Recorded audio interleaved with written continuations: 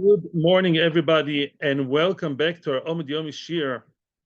We are about to embark on a new Perek, very exciting, the second to last Perek of Bava Metzia, called Perek Mekabel, and it deals with the halachas of a person who's an oris or a choicher, a person who works the field for percentage of the fruit, or he hires the field for fruit. In other words, that's a choicher. We're going to discuss the differences between the choicher and the mekabel, and this year's le'ilu nishmas of Imor Menachem and Akiva.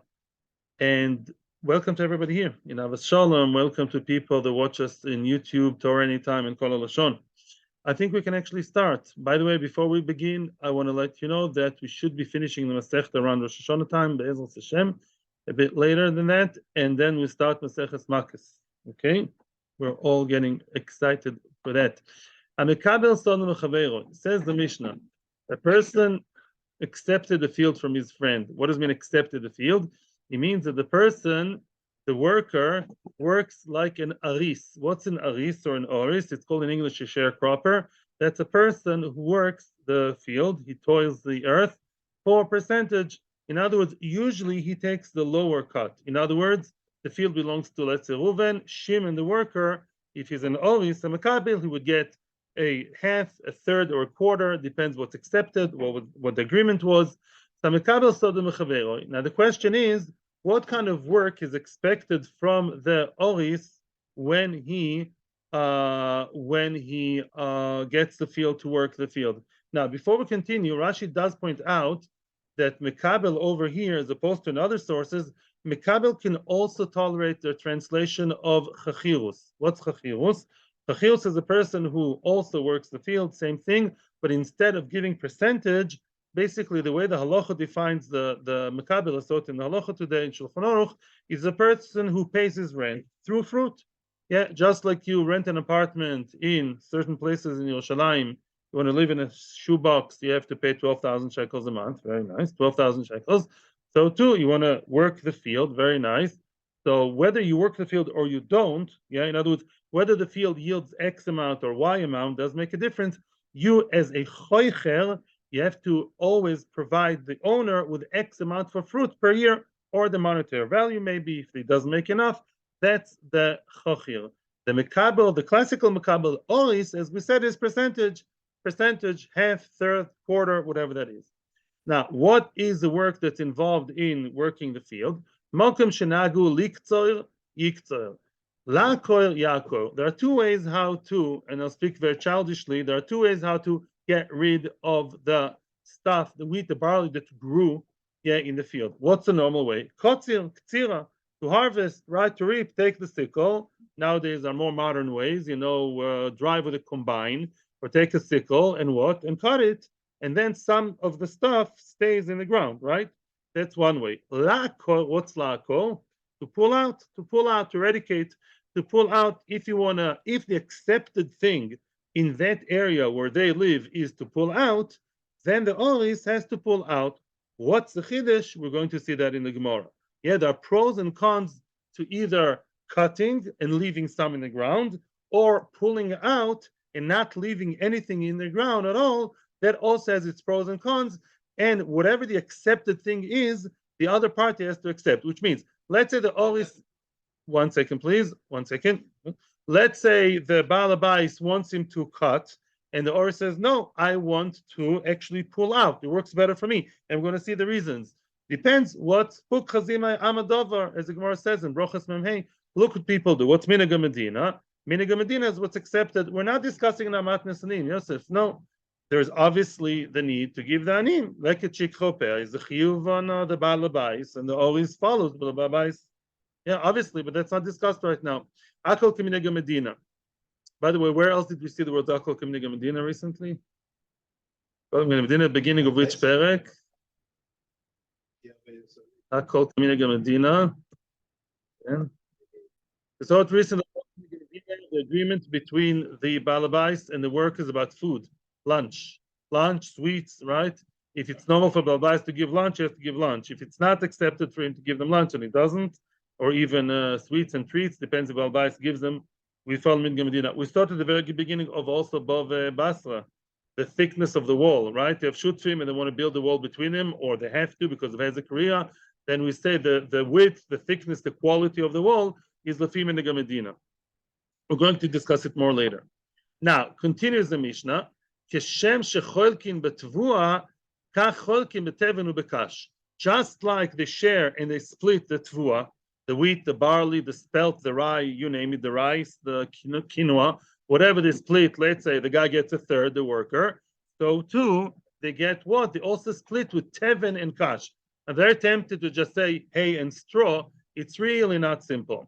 What is teven and what is kash is the big discussion between Tosfos. Rashi seems to contradict himself in Shabbos, different places. Defense soil. I'll be a good boy, just stick to what Tosfos says over here. Teven and kash, it's useless to translate to English, whether it's straw or hay, whatever.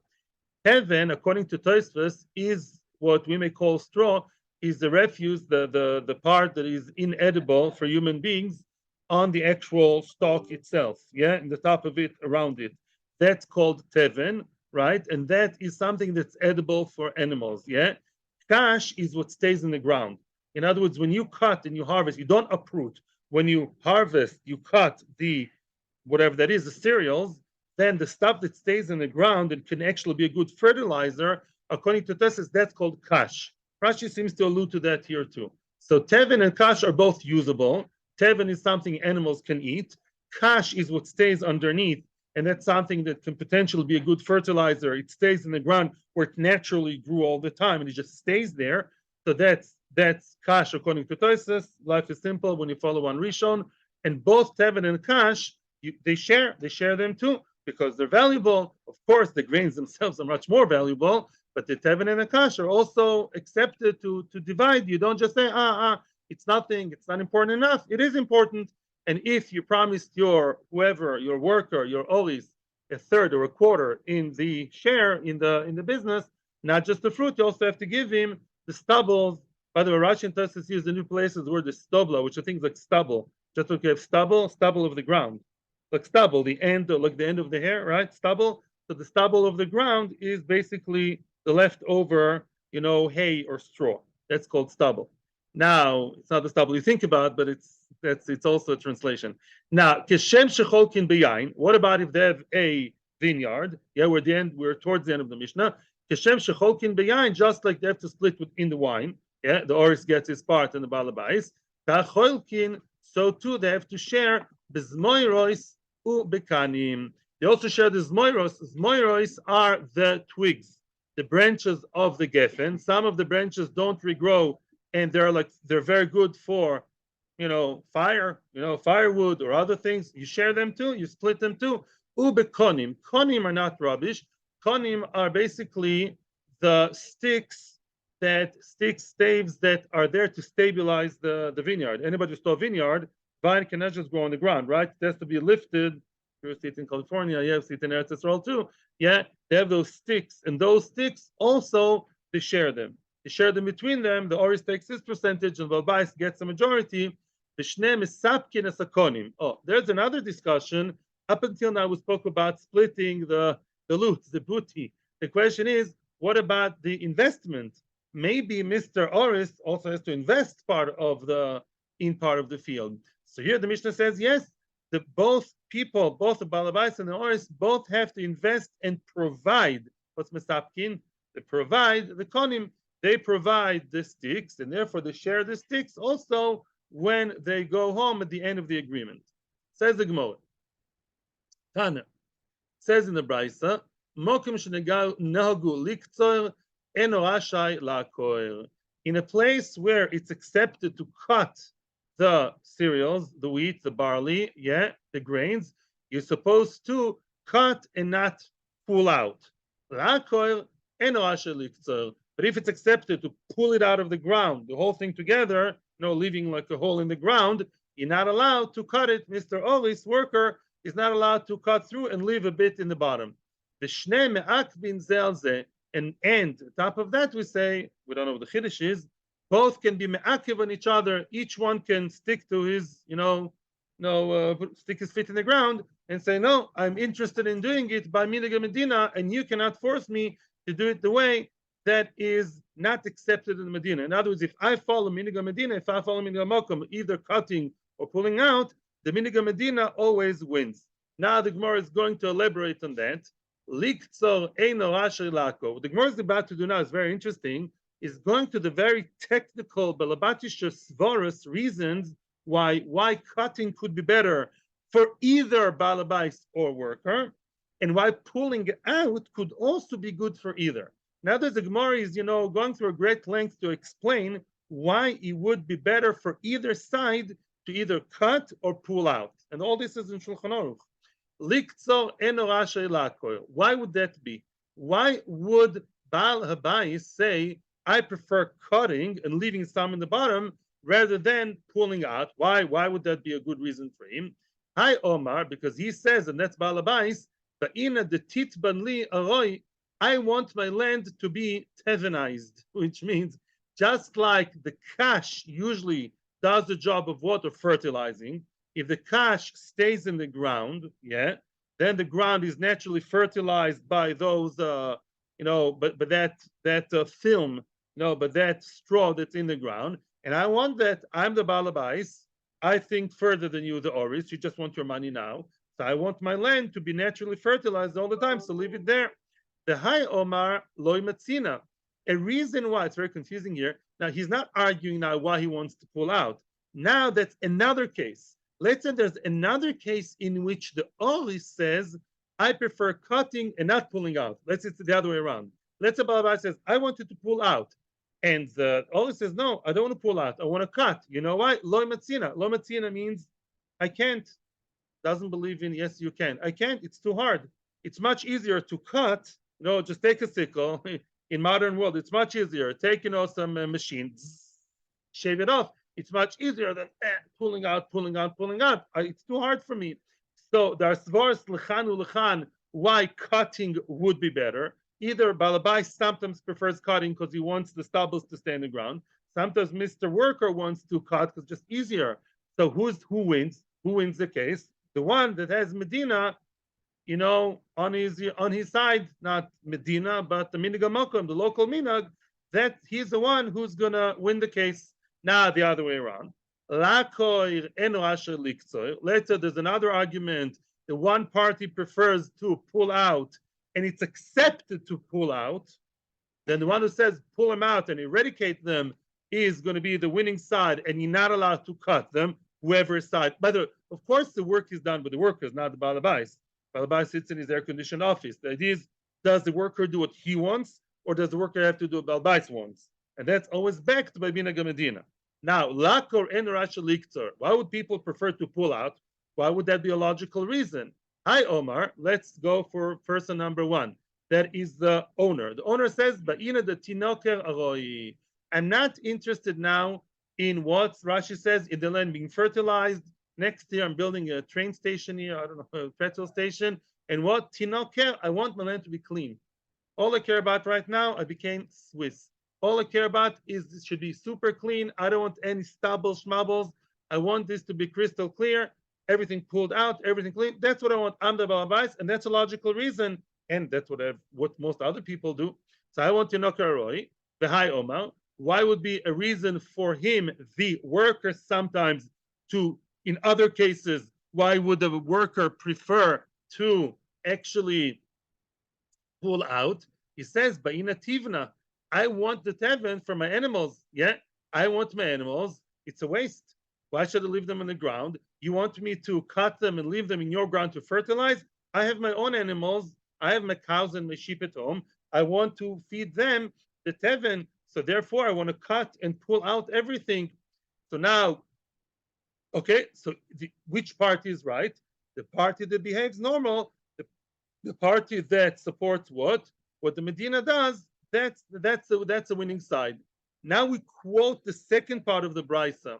The Shnei Me'akvin Ze'al Zeh. Lamali. Why do you have to repeat the sentence that both sides can be me'akev, can stop, can basically cause the other side to act the way they want. They can twist the arm of the other side. We understand it. We already said it, right? If we said whoever is right, then Shnei Me'akvin Ze'al Zeh. If I know 1 and 1 equals 2, why did the Bryce have to repeat both sides can be me'akuv in each other? We got that already. We said whoever's oiker, like the Medina, fine. Whoever's koitzer, like Medina, pulls, he twists the arm of the other side. Answers the Gemara, true, it's not a chiddush, it's not a new statement. Matam komer. The second part of the Brisa gives you the reason for the first part. Matam likzo eno asha lako lako eno asha likzo. You know why it is that if it's normal to pull out, you're not allowed to cut, and if it's normal to cut, you're not allowed to pull out. Because both of them can be me'akuv in each other. Says Rashi, kloimar, because of a taina. Oh, why did we get all these arichus? Nimukah Yosef asks, why all these balabatish svaras?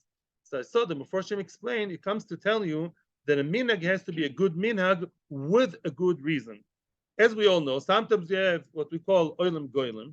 Sometimes people, especially today, just follow some stupid fad, something that's on a movie. I don't know, the guy, he likes his field to look a certain way because of a picture in his mind. It's not called a reason. It's minhag medina, it's minhag shtus, or even called minhag sdoim. Wow. Ad kedei kach, if the other side has a good reason not to follow minhag medina, as we saw good reasons, right? It's a good reason. I don't know, he really wants to feed his animals, he wants the field to be clean, he wants the field to be fertilized. Then we say, if the Medina follows that good minhag and everyone around you has the same reason, which is good economic, financial, normal business reason, then you can twist the arm of the other side. If your reason is minhag Medina, and the Medina has some idiotic minhag that has no logic to it, then we don't follow minhag Medina, and we say it's minhag shtus or even minhag sdoim. Wow. And because you're stunned, because of your nonsense, some romantic idea you have in your mind, you're really causing the other person to lose. That's what everyone does. There's a limit to how much we have to be able to herd and say everyone does that. I still don't know the Gdorim, but in Shulchan Aruch, what's called a good minhag, what's not. But I'm saying go to BSD, or maybe don't go to BSD, and get the idea of what's called. The Gemara gave you reasons that are logical. It's financial, it's hygienic, these are reasons that can be followed through minhag medina, not if it's something less than that. Question, Baruch? Yes, and then we continue. I'll give an example of a bad minhag that the Tiferes Yisrael here in our Mishnah sends us to the other Mishnah I mentioned in Bava Basra. Let's say minhag mokoim in some places is to separate, have a mechitza between two fields, and the mechitza is very flimsy, like a tarp, it blows with the wind and it's not stable, then it's not called a minhag because it keeps falling all the time, keeps tearing. That's not called a minhag. And if the person who has a kriya says, no, I want something stable, he'll demand the other side to build something more stable, at least plywood, if not more. I minhag medina sterf tarp. I don't care. It falls apart all the time, and you keep peeping into my place. Your minhag medina doesn't work. That's an example. I don't example here, but that's an example there. Not every minhag is a valid minhag. B'kol mokum legufa. You have to ask the Gdol Ador. You have to ask the Dayanim really what's accepted in Lochut minhag. The Gemara gave you 4 examples of good reasons for good minhagim, and otherwise, it's a shayla. Shita. Yeah, you go home to your oris. Yeah, now you know what to tell him. Shita. Now, what did we say? Lachosh achov yachrosh. Oh, I'm sorry. I skipped that in the Mishnah. Oy. So now let's say it now.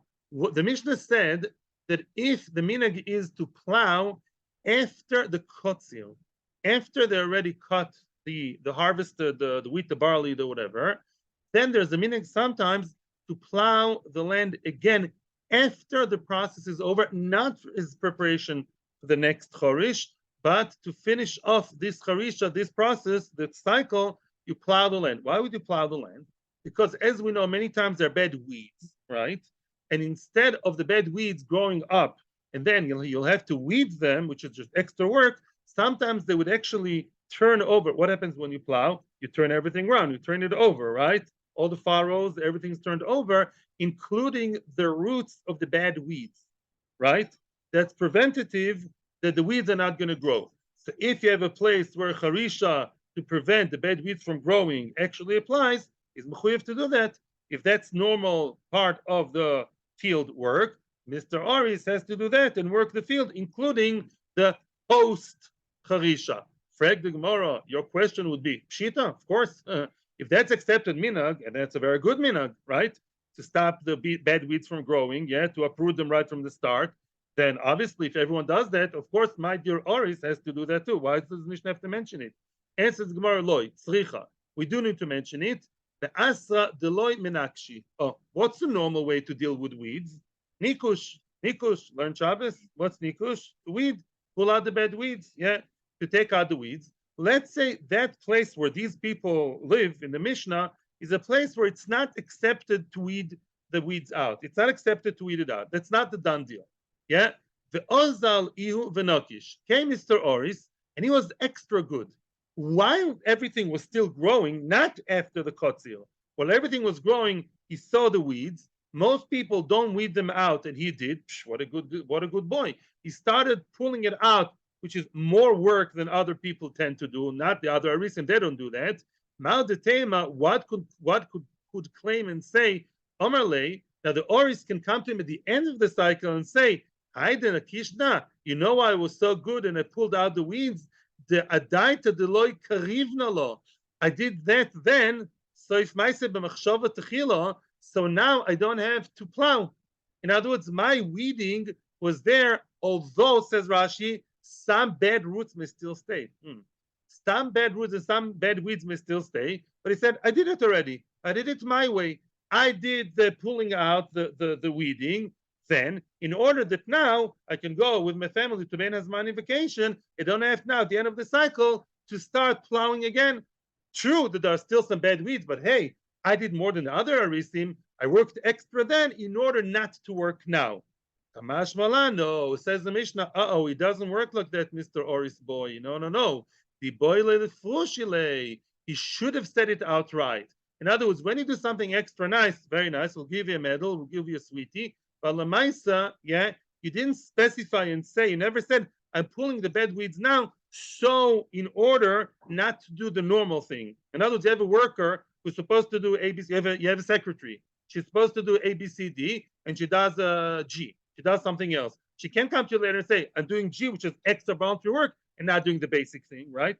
That's a logic here. Even though the two things are connected, because it's wrong. You should have told me, I'm pulling out the weeds now. Is it okay with you, Mr. Boss, that I'm pulling now in order to avoid the extra harisha later, although some stuff will still stay, Rashi says. You didn't specify that? I was happy to see you doing extra work, and I'll give you some, extra little thing. But it doesn't mean you're exempt from doing the basic, which is accepted everywhere else in the country, which is the plowing post thing. You still have to plow again. And that's definitely a chiddush, and that's what the Mishnah says. Hakol K'minhag Medina Baruch Atah. Then the Mishnah ends off with the words Hakol K'minhag Medina, and we already mentioned all kinds of work. What? Zriya, Harisha, we spoke about, cutting, pulling out. Hakol Latuye Mai. 1 second. What else are you coming to tell me when the Mishnah says Hakol K'minhag Medina? What's the other job or other agreement you're coming to add? Yes, question? Let's go back to the previous sugi before we continue. I'm sorry, there was something I should have explained. Okay, when a person does the harisha, as we said, when you plow, everything is turned around, right? So the roots of the bad weeds, they disconnect from inside the ground, right? And therefore they're not going to regrow. It's basically a better, more efficient and large-scale way to deal with weeding. It's preventing the whole thing because they're not going to grow. You may have like stubbles of weeds there, but once you plow it, everything, turns around like that. So they're not attached really, they're not rooted in the ground, and they're not going to disturb you next season. That's it. Okay. Now you understand everything else. So he was pulling it out, so he dealt with most of the job, but there may be some kleine sharoshim here and there that will disturb in the future. He says, listen, I already did pulling out, which is more than I'm supposed to. So now I'm not going to plow, meaning I'm not going to really do the extra job. We tell him, no, you still have to do the extra job because it's not extra. Everyone does that. It's expected of you. Nice, you did the extra thing, but it's not instead of the basics. Okay? Hakol k'minhag Medina atuyimai. Hakol atuyimai. What is the word hakol? Everything should be like k'minhag Medina. What does it mean, latuyimai? Yeah, we are recorded. Thank you. And says the Gemara, latuye, it comes to latuye to add, to include the following case. The Tano Abonon. Before we continue, imagine yourself in your mind's eye the scenario which we had many times in Bava Basra. Some fields are Sde Ilan and some are Sde Lovan. Anyone want to refresh my memory?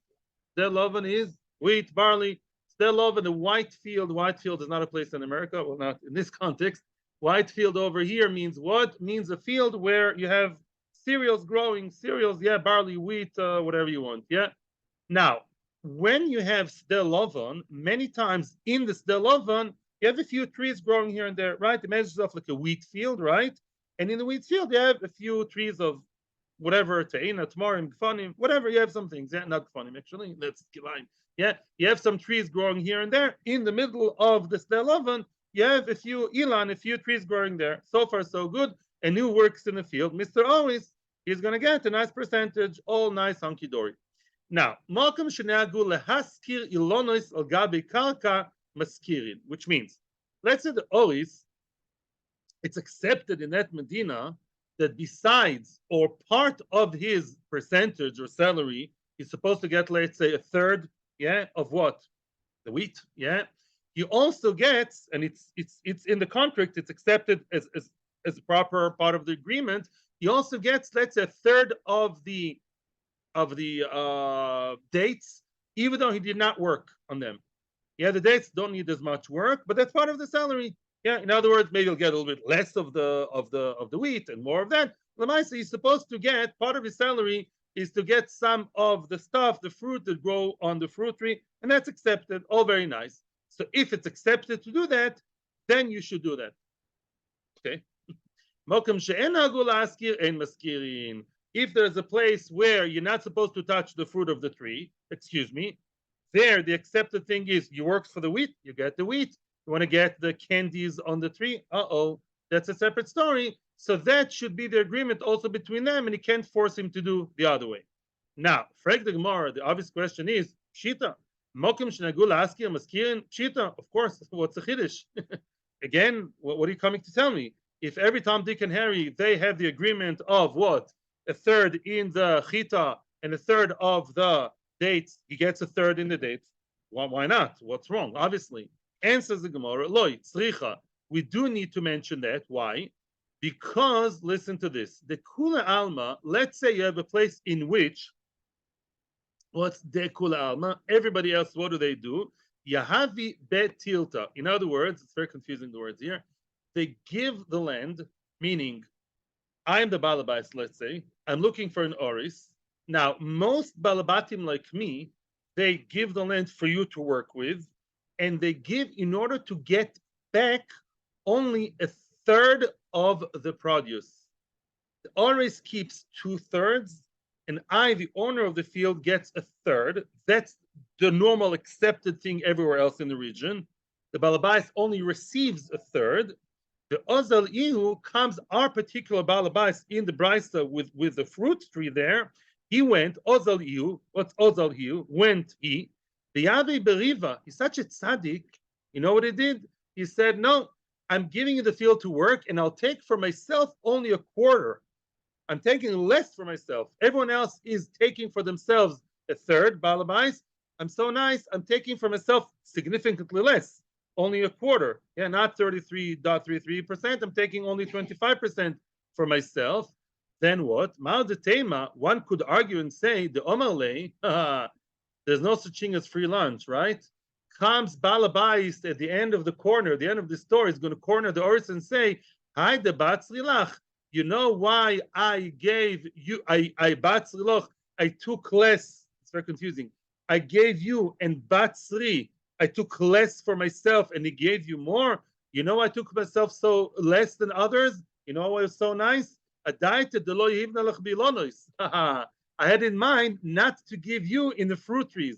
I was masking to lose on the wheat and barley because I wanted at the end of the day for you not to touch the ilanos.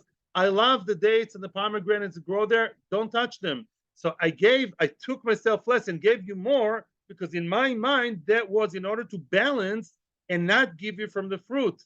Kamash Malan, you cannot do that. Similar logic to before. Don't do favors to people and then expect that I did you a favor, so now I'll do less than the basic accepted norm.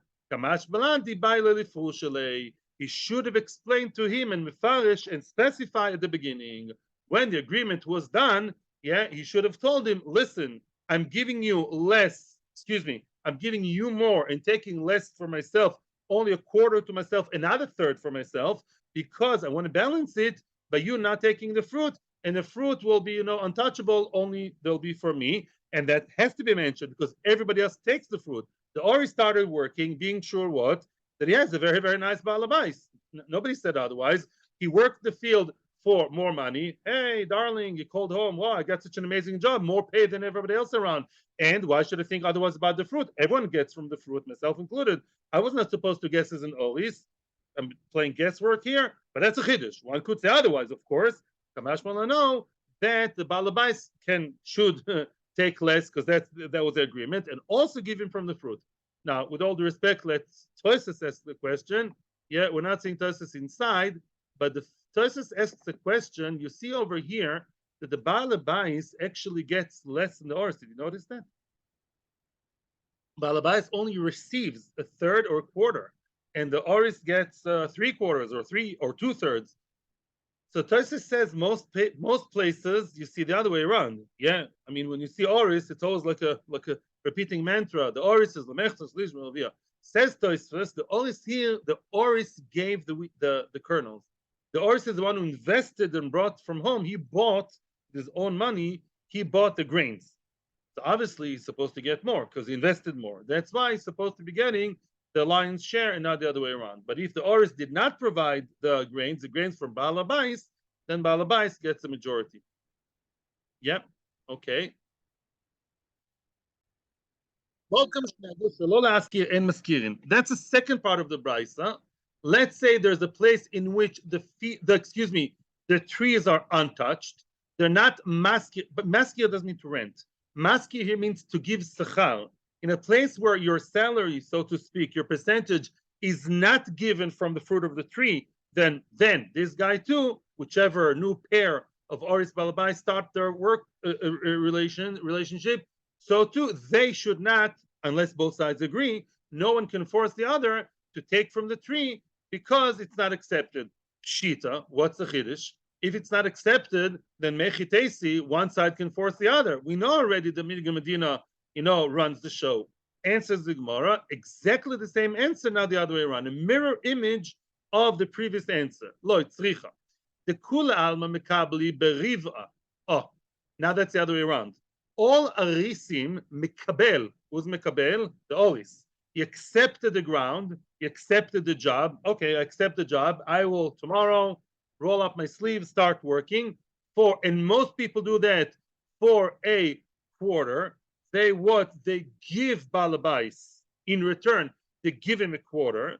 He went. It was so generous, and he said, "Befurish in the contract, I'm nice." What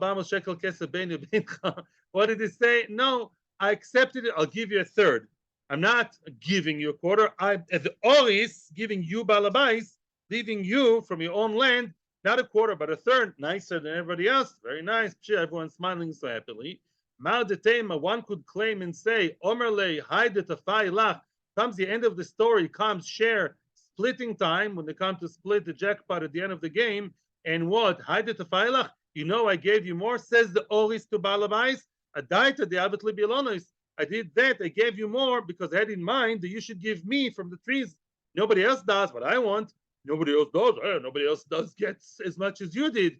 No, Kamashman, you can't say that. The Baila Lifushile, again, the Oris should have been specific. The Oris should have elaborated on what he did. The Oris should have said, the reason I'm giving you more is not because I'm just a nice guy and I want to have nicer relationship with Chule, and he should tell people in Shidduchim I'm a nice guy. Yeah. He should have said the reason why I'm doing it is in order that at the end of the day, I'm giving you more now. Yeah, I'm giving you more now, so I should take in return more from the trees, which other people don't get from the trees. He should have said it. Why should have he said it?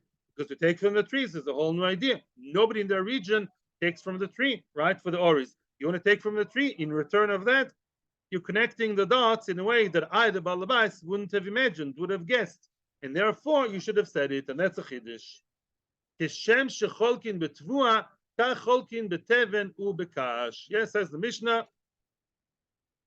Just like they split the tvua, the cereals, so too the produce, the grains, So too, Cholkin beteven ubekash. They also split the teven bekash.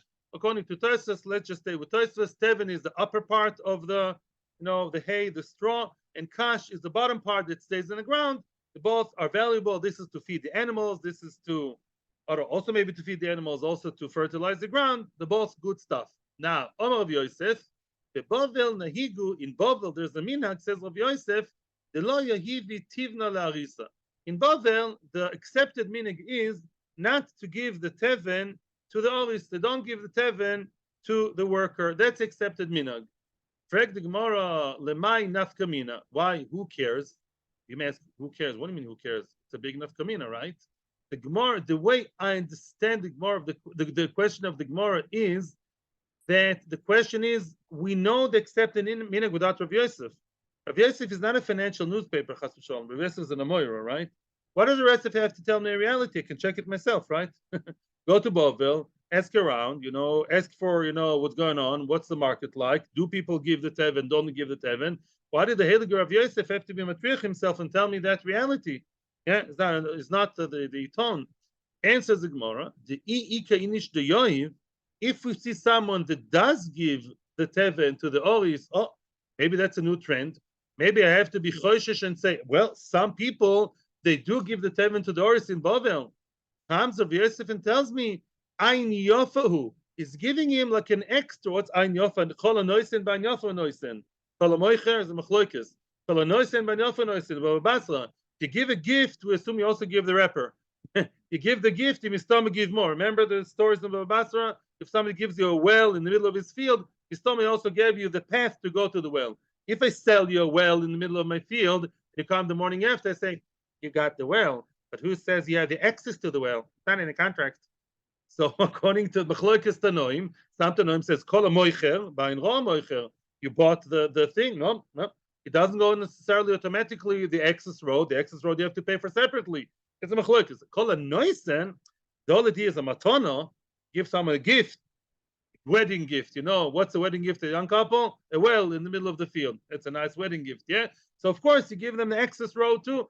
A gift is all coming from good heart and not, business wheeling dealing. So now, because that person with the oris, although it's not matana, if you see a one-off case of people who give what? Who give the person, the oris, they give him the teven, it's an ein yafa who wants to be a nice employer, wants to have a nice relationship, is giving him a gift.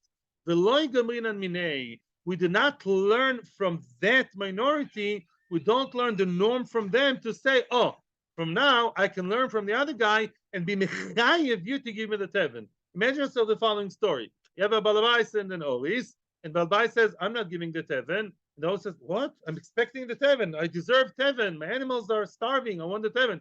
Balabais says, let's open the Mishnah. Let's look at YouTube. Look, it says in the Mishnah what? That you go minhag Medina. There's no minhag Medina to give teven. Comes the horse and says no, but that guy at the end of town in Bavel and the other person there, they give the teven. We say no. If it's such a minority, we explain their maisim as an ein taiva. We interpret it as them being extra nice to the worker, but it doesn't mean it's a mechayev thing. It doesn't mean that this is like a chiyuv. Doesn't mean that this is something which is accepted.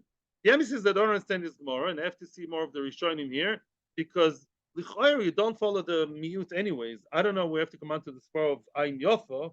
You could say stam because if it's only a few people here and there, it's a miut, and if it's a roiv, then the chorev do follow what they do. So I'm not sure why we have to say Ein Yofa if it's anyhow a minority. Maybe otherwise you do follow a minority. Could be Minhag Medina if you have a minority follow that too. I don't know. This is something you have to really go into and hopefully come back with an answer tomorrow. But the pshat is understandable. Yeah, the pshat is understood. If some people give extra to oris, it's a nice midah, nice gesture. Doesn't mean you follow that minhag. Amar of Yosef. Now we're learning more about, as we said at the Mishnah, at the end of the Mishnah, it's not all about splitting the profits. It's also about what? Investing. The oris is supposed to invest in the field, possibly as much as Baal Habayis, or maybe not. That's exactly what Rav Yosef is going to deal with now. How much does the Baal Habayis have to invest and put in, and how much the oris? And what kind of things are the responsibility of Baal Habayis, and what type of things are part of the responsibility of the oris? Amar Yosef. According to Rashi, the way you read it is as follows. According to Rashi, the issue now, the topic now, is basically protection and marking the territory of the field. Yeah, we saw that in Bava Basra and Bava Kama. Many times, the border between fields can get very touchy, like it is between countries, right? Yeah, Kolshikan fields. Then let's say, who is the one supposed to actually build the border around the field to mark the territory? This is my field and this is the neighbor's field. How would they do that? They would have a mound. They would have like an artificial long, mound all over, from all four sides. You build like a mound of earth all around, and that shows that this is the gvul. Gvul samta bali avoirun. Yes, that gvul is the oretz. Amar Yosef. Buchra v'tafta v'arkavta. Buchra, tafta, v'arkavta are all the same. There are three layers. Buchra is bechol. The first time that you put the layer of earth and you mound it up, yeah. Buchra. Tafta, what's tfei in Aramaic? More, more, or a lot, yeah. Tfei, sometimes with time, it sort of like dies down because people step all over it. You have to give another layer of earth. The arkavta is like lirkov, to ride on it. So the three layers that are necessary again and again and again in order to build the border of the field, that is one item. The kani de chizra. Kani de chizra means you'd have two types of fences around the field. The basic fence you need to protect from animals, from people, whatever, not very strong, would be konim. Konim are reeds that are just standing upright, vertical reeds, like a fence, built like a fence, all upright sticks. The chizra are thorns that are intertwined like shtiva erev, like weft and warp. They're like horizontally combined and they're intertwined in the upright ones. That's considered as an extra thing. A basic fence would only have the upright. A super good fence would also have the horizontal ones that are thorny. That's like an extra good. That always keeps the ganovim away. So now, the koni de chizra de balabais, which means the mound itself, which is the basic things as balabais, the response with the first one line. There's the basic structure of the field, such as all the mounds that show the mark, the territory of the field. That's the balabais worry. Why? Balabais is supposed to deal with the basics. Also, the sticks, to place the sticks around the field, which keeps basic hagana. Ganovim will not come in the middle of the day, to that area, or cats or dogs or jackals. They don't come to a place which is fenced. That's a balabais' job because that's basics. The chizra gufei darisa, which means what's the chizra? The chizra itself, what are the chizra? These are the thorns that are the super extra. That's like barbed wire, or that's like in today's terms would be like the electric code, or the electrifying things. In Switzerland they have I don't know if in America, yeah, they have electrified walls in America too. Yeah, so to keep away the cows or whatever. Yeah, so then that kind of thing. Why that's the responsibility of the oris to do that? Why? Says Rashi, the oris has two jobs in the field, and it's a quote from Bereshis. Why did Hashem put Adam Rishon in Gan Eden? Le Ovdo v'Leshomro. Adam Rishon had two jobs: to work the field, whatever that means in Ruchnias, le Ovdo v'Leshomro, to guard the field. You, Mr. Oris, you want easy life. You want to be able to sip your coffee and drink and sleep and hopefully learn, do other things, while the fence does the work for you. You want that? It's your responsibility, not mine as balabais. As balabais, I'm supposed to give you basic work conditions. You as a worker want to have something super high-tech, something super good to prevent you from working? That's your own pinuk. You want to be spoiled? Bevakasha. Spend that from your own pocket. Klala de milsa, what's the rule of thumb? What's a general rule? Kol ikar balma de balabais. The basic blima. What's livlom? Livlom. Ever been to the garage? Right? Or livlom is to stop. Very good. Something that stops the way to go. In blima. Call a boiling pi b'shas meriva. Somebody who bolem. Livlom et tapeh. It's not very nice when you say it in modern Hebrew, by the way, but it's a Gemara in Chulin Daf Peites. Don't look at me. The Gemara says in Chulin, "Ena toile eretz al blima." We're going to say that in the mantra boys and Rosh Hashanah. Toile eretz al blima. The world is talui. The world exists only because of people who are bolem et tapeh b'shat meriva. People who, you have a very good, somebody insulted you in public, and you have something really good to answer back, and you don't. You bolem. It's not nice in Hebrew. The Gemara says that you bolem et tapeh. You put the brakes on your mouth, yeah, and you don't answer. You bite your tongue. Thank you. You bite your tongue and you don't answer. Wow, the world exists because of you. You're shooter for the Kodesh Baruch Hu. Tosis brings it down over here. I'm not giving you Musar now, yeah. So Lemaisa says the Gemara, the basic blima, the basic blamim around your field is a balabais, because you have a worker like in today's world. Give him the normal office to work with. Give him a normal field to work in. But if the Oris wants super extra shmira, that's up to him. As far as I'm concerned, he should do the shmira himself.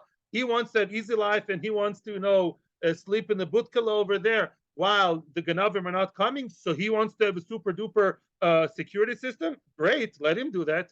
That's the rule. Now continues the Gemara. The Omar of Yosef. What about tools? What kind of tools does the Baal Bais have to provide? And what are the tools that the worker has to provide? Mostly Baal Bais. Mora. Mora is basically like a hoe, ma'ader, something to hold the ground. The zvila is the spade. Yeah, that's a hoe and that's a spade. I checked it. The davla, what's it li? A bucket that you obviously irrigate the field with. The zarnuka. Zarnuka is what? Zarnuka in modern Hebrew is a hose, yeah? Zarnuk is a strong hose in Hebrew, in modern Hebrew, zarnuk. Here, it comes from here. Zarnuka is a jug. Some people, instead of irrigating the field with a bucket, they irrigate with a jug, the balabais. All these basic tools, I need my tools. You want me to work in your field? The tools should be from balabais. And therefore, the basic tools such as the hoe, the spade, the shmeid, these work gardening tools, and the basic irrigation tools, that's a balabais. Now, arisa ovid beye oiri. Let's say the oris says I'm a funak. The oris, it says, no, I want to now have what? I don't like to start irrigating the field. I want to do the new high-tech irrigation system. What was the high-tech irrigation system? They would actually draw water from the river, yeah, and instead of walking all the way from the river to the field with a bucket on his arms, on his shoulders, whatever, and start irrigating, they would have like canals. They would dig like canals from the river area, not straight from the river, like you would think like in Mitzrayim, but next to the river, they would like spill the water, pour the water from the river to a ditch, to a canal, whatever you want to call it. They would glitch the water all the way down to the field. Wow, that's a high-tech nuzach. So now, you want to have such a nice thing? You do that, not me. As far as I'm concerned, Mr. Oris, you're supposed to schlep it on your back. I'm providing you with the basic tools of hoe and this and that and all the different irrigation tools that are the different buckets. That's all I can give you as balabais. You want to start building ditches? Build them, bevakasha, yourself, because you don't work hard. You want to just spill it and, have it run, the water run all the way to the field. Impressive, but you do it yourself because it's not considered as something basic. It's an extra, which the Oris is doing on his own cheshbon and his own time. Continues the Gemara. Yeah, just like the split the wine, so too the split the zmoiros, which are the twigs, and the konim. The konim in the Havamina, the Bach explains, the Gemara thought in the Havamina that konim, what are konim reeds? Correct the Gemara, konim ma'avi datayu. Kanim, sometimes, if you notice, we see it even in parks sometimes you have what's called mechitzas akonim, is you have like a lot of reeds that grow next to the water. They're not connected to anything. Let's say you have a vineyard. In the middle of the vineyard, you have some akonim, some stem, reeds that grow there, like bamboo or something like that. What do they have to do with anything? Why should it split them? It's not part of the agreement. The agreement is about wine and anything to do with that. Stam, you have some reeds growing there. Why should the Oris take it? Nothing to do with him. No. Kanim hamuchlokin. We're talking about fancy schmancy kanim that were cut and they were smoothed, and shebahen ma'amidim es hagfonim. Excuse me. These are kanim that are man-made or man-improved, and they are now serving as ma'amid, as something that the geffen stands on. They are support for the vineyard and for the vine. And those you split. Let's say you're not going to have vines next year. Yeah, it's the end of the cycle. Next year they're going to grow oranges. What do you do with all these sticks? The sticks worth money. They split them. He takes 1/3, and the other one takes 2/3. Now we on the wings of that we have to continue. And both of them have to provide the konim. Perek the Gemara, Lamali, why do you have to mention that? We know that already. We know if they split the konim, I assume they also invested. Yeah, what you invested is what you take home. Why do you have to mention both? Says the Gemara, Hagufa, Matam Komer. True. That's exactly what the Mishnah is saying. The Mishnah is not giving you two detached facts that they take it home and they invest. One is the reason for the other. Matam Shnem Cholkim Bekonim. You know why it is that at the end of the cycle, at the end of the story, when they go home, each one the Dalkoi, then Mr. Oris gets X amount of konim of the reeds that are nice and nicely made and they support the vineyard. You know why? Because originally they are the ones who invested. That's why each one takes home, which is not even a chiddush. The chiddush is that both have to invest in it. That's a chiddush. In other words, if you want to take 2/3 of the vines, you have to invest in 2/3 of the konim. Interesting. What only comes to mind now, it's interesting because it's not like the rule we said before by Rav Yosef. In other words, Rav Yosef said that when it comes to something very basic, Baal Bais has to give the whole thing, regardless of the percentage. Kach nira from the Gemara. And the extra pinuk, extra pampering, extra thing, only the poil gives. The oris. Here we see something else in the Mishnah. I have to look into it. That they basically, just like this percentage in kfanim, also the investment of those sticks that are supportive, the supporting beams, also have to be split accordingly. So it's interesting. It's not all balbais, it's not all the oris. It's somewhere in the middle between them. That we have to understand, and hopefully I'll understand it by tomorrow. Thank you very much. And thank you. Thank you to everybody here in Avos Shalom. Thank you to our participants and viewers in Kol Lashon, or anytime in our YouTube channel. Thank you and have a great week. We're here today, Bezos Hashem, Monday and Tuesday. No shiur Wednesday and Thursday. Yeah, maybe there'll be a short, maybe I'll send you a short Zoom, something inspirational and short. I'm not promising, but maybe. Thank you very much. Thank you.